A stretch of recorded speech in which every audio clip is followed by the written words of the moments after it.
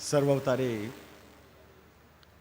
ઈષ્ટદેવ ભગવાન શ્રી સ્વામિનારાયણ વિક્રમ સંવત 2081 કારતક સુધી દ્વાદશીનો પવિત્ર દિવસ.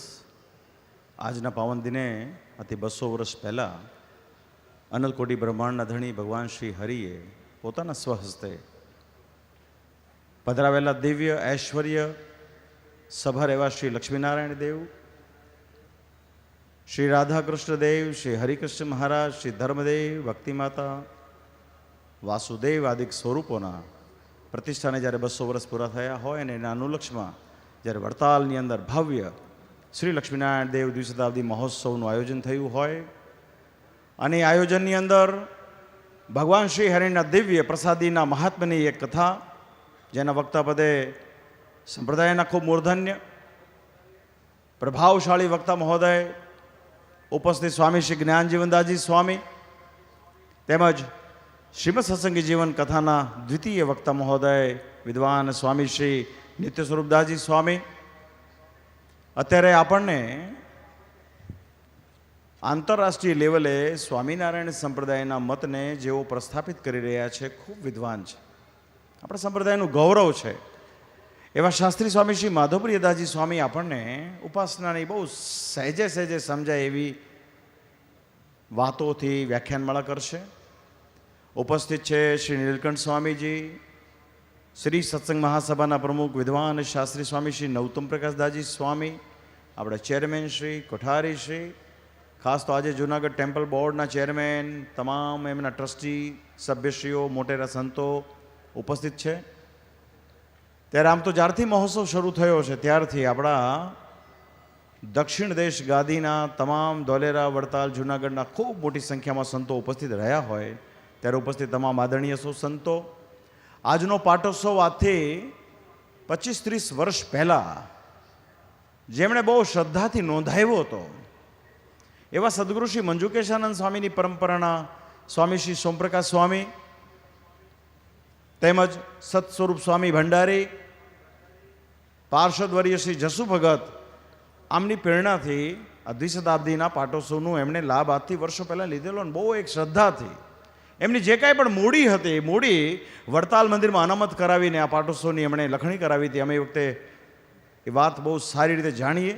આજે મંડળ વતી ઉપસ્થિત આજે વિઠ્ઠલ ભગત એમના મંડળના ઉપસ્થિત છે, એમણે બહુ હૃદયથી નિર્માનીપણાના ભાવથી આજનો પાટોત્સવનો લાભ લેવડાવ્યો છે. તદુપરાંત સ્વામી શ્રી નવતમ સ્વામીજીની પ્રેરણાથી જેમનું બહુ મોટું દાન આ સત્સંગમાં કાયમ રહ્યું છે એવા અજમેરા પરિવાર વતી ઉપસ્થિત શ્રી રજનીભાઈ, મનોજભાઈ, બંદીશભાઈ, શ્રી ધવલભાઈ, એમનો અજમેરા પરિવાર, ઋષિ વગેરે. તદુપરાંત ઘણા બધા ભક્તોની બહુ બધી સેવાઓ છે. વિશેષ આજે તો ખાલી પાટોત્સવનો દિવસની એક શુભકામના આપવા માટે અને અમારે તો શાસ્ત્રીજીને સાંભળવા છે અને તરત પછી અન્નકૂટની આરતીમાં જવું છે, જાજો સમય નહીં લઈએ. તો આજે દેશ અને વિદેશથી પધારેલા આ સમયાને માણવા માટે ઉપસ્થિત આપ સર્વે ભક્તજનોને અમારા અંતરના ભાવથી જય સ્વામિનારાયણ. શ્રીજી મહારાજની પૂર્ણ કૃપા જેની પર હોય એને આ સમયનો લાભ લેવાનો લાવો મળતો હોય છે અને આપ સૌ બહુ ભાગ્યશાળી છો. અને આપ સર્વ વતી સારા વિશ્વમાં જેના હૃદયમાં ભગવાન સ્વામિનારાયણનો મહિમા છે, જેના હૃદયમાં શ્રીજી મહારાજે પધરાવેલા દેવોનો મહિમા છે, એ તમામ ભક્તજનો વતી હૃદયથી શ્રદ્ધાથી લક્ષ્મીનારાયણ દેવના ચરણમાં મસ્તક નમાવી શ્રી હરિકૃષ્ણ મહારાજ, રાધાકૃષ્ણ દેવ, ધર્મદેવ, ભક્તિમાતા વાસુદેવના ચરણમાં નતમસ્તક થઈ અમે એવી પ્રાર્થના કરી છે કે મહારાજ સારા વિશ્વમાં જે આપને ભજતા હોય, આપની આશીર્વાદને ઝંખતા હોય એવા ભક્તો પર આપ ખૂબ કૃપાયમાન થઈ એમને ખૂબ આશીર્વાદ આપજો એવી અમે એમના ચરણોમાં પ્રાર્થના કરીએ છીએ. તો વાલા ભક્તજનો, આજનો દિવસ આશીર્વાદ, શુભકામના, રાજી થવાનો દિવસ છે. તો જે ભક્તોએ સેવા કરી છે આજના પવિત્ર દિવસે આપણે જે અલૌકિક અક્ષરભુવનનું નિર્માણ થવા જઈ રહ્યું છે અને 108 કુંભીનું પણ સરસ સ્થાપનનું એક પૂજનનું કાર્ય થયું. બહુ ઉમંગ અને ઉત્સાહથી ભક્તજનો એમાં લાભ લીધો. મેં બધા ભક્તોને વાત કરી કે સંપ્રદાયના એક ઐતિહાસિક ક્ષણના સાક્ષી બનવાનું તમને બધાને સૌભાગ્ય મળ્યું છે.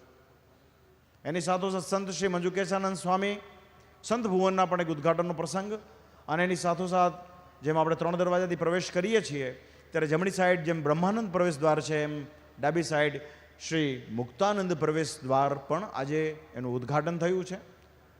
તો આ મહોત્સવની અંદર અનેકવિધ કાર્યો થયા છે. ગઈકાલે પ્રબોધની એકાદશીના દિવસે ભગવાન સ્વામિનારાયણે વર્ષો પહેલાં જે જ્ઞાનબાગમાં કે સાળંગપુર કે ગરડા કે અમદાવાદ આદિ સ્થાનોમાં રંગોત્સવ કર્યો, એનું એક 3D એનિમેશનનું લોકાર્પણ આપણે જોયું છે. આપણા બધા માટે આ મહોત્સવ એક સૌભાગ્ય લઈને આવ્યો છે, આપણા બધા માટે ખુશી, એક આનંદ લઈને આવ્યો છે. આપણે તો આને માણવાની વાત છે.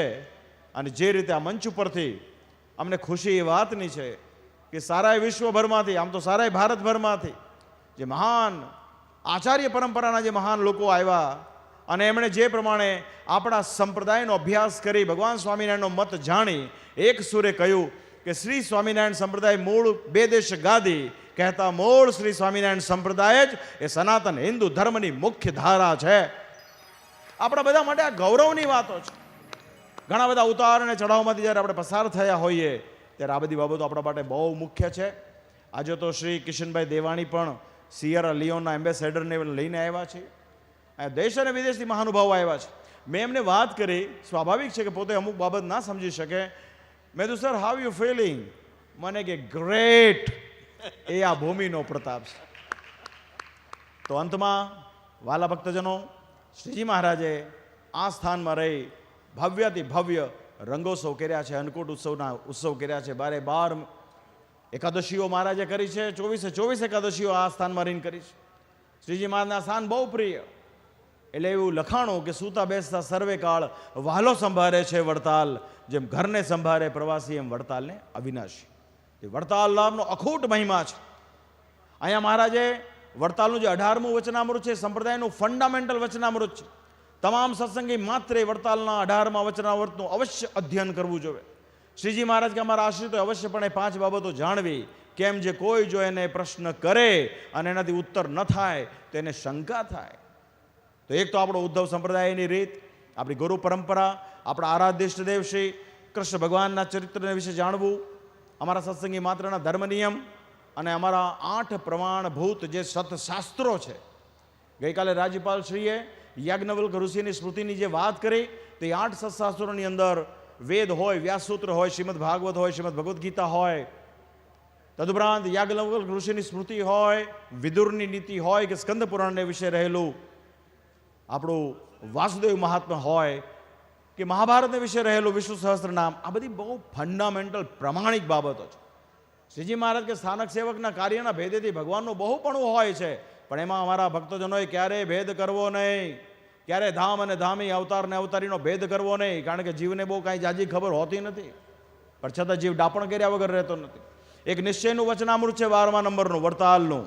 શ્રીજી મહારાજ કે અનંત કોટી સૂર્ય ચંદ્રમાન અગ્નિ જેવું પ્રકાશમાન એવું જે અક્ષરધામ, એને વિશે રહ્યા એવા જે પુરુષોત્તમ ભગવાન, તે જ ભગવાનો, બીજા કોઈ નહીં, તે જ ભગવાન પૃથ્વીને વિશે રામકૃષ્ણાદિકના સ્વરૂપમાં અવતાર ધારણ કરે છે. ત્યારે જીવને સત્સમાગમના માધ્યમથી પરમેશ્વરની જ્યારે એનો મહિમા એને સમજાય છે, ત્યારે જીવ પ્રથમ અમાવસ્યા જેવો હોય, પણ જેમ જેમ સૂર્યની કળા ચંદ્રમાં આવતી જાય પૂર્ણમાસીનો થાય, એમ એ જીવ પૂર્ણમાસીનો થાય છે. પણ સ્વાભાવિક છે કે જ્યારે જીવ કાંઈ ન હોય ત્યારે ખદ્યોત હોય, પણ જેમ જેમ જેમ જેમ એ સામાજિક રીતે મોટો થતો જાય એનામાં કામ, ક્રોધ, લોભ, અહંકાર, હું કહું એમ થાય, એવી બધી બાબતો પ્રવેશ કરતી હોય છે.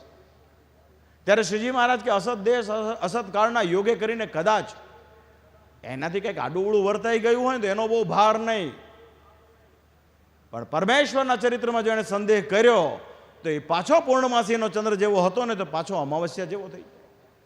માટે વાલા ભક્તજનો, ભગવાનના જે વચનો છે એ સર્વોપરી વચનો છે, એ પ્રમાણે આપણે બધાએ વર્તવું એવું તમામ અહીંયા મોટેરા સંતો કહે છે. વડતાલ તો સ્વામિનારાયણ સંપ્રદાયની રાજધાની છે. અહીંયા પૂનમ ભરવાની આજ્ઞાઓ કરી છે. મહારાજે અહીંયા બેદેશ ગાદીનો વિભાગ કર્યો છે, દેશ વિભાગ લેખની રચના કરાવી છે, ધર્માદાની આજ્ઞાઓ કરી છે, બંધારણીય વહીવટ પણ અહીંયા થયું છે અને આધ્યાત્મિક બંધારણ પણ સદગુરુ શ્રી ગોપાળાનંદ સ્વામીએ પણ અહીંયા બાંધ્યું છે. તો આ તો પુણ્યભૂમિ છે. તો આ ભૂમિમાં જેટલા જેટલા ભક્તો આવ્યા છે એના ભાગ્યનો કોઈ પાર આવે એમ નથી. શ્રીજી મહારાજ કે આ સમયમાં જેને ભગવાનની પ્રતીતિ થઈ એના ભાગ્યનો કોઈ પાર નથી. તો આ સમયમાં જે ભક્તજનો દૂર દેશાંતરોથી આવ્યા છે સૌ ખાટી ગયા છે. સૌની પર પરમાત્માની બહુ કૃપા થઈ છે. તો આજે ફરી વખત અમે હમણાં દેરામાં જશું ત્યારે અન્નકૂટની આરતી કરતી વખતે પુરુષોત્તમ નારાયણના ચરણમાં પ્રાર્થના કરીશું કે એમની સાર્વત્રિક ભક્તોની ઉપર કૃપા રહે. અને હવે વિશેષ સંચાલકશ્રીને મારી ભલામણ કે બહુ વધારે પડતું કરવાને બદલે સીધું હવે વ્યાખ્યાનમાળામાં આપણે શાસ્ત્રીજીને સાંભળીએ. અમને પણ એમને સાંભળવામાં અત્યંત રસ છે. તો ભગવાન શ્રી હરિ આપ સર્વનું ખૂબ મંગળ કરો એ પ્રાર્થના સાથે મારા ભાવથી જય સ્વામિનારાયણ.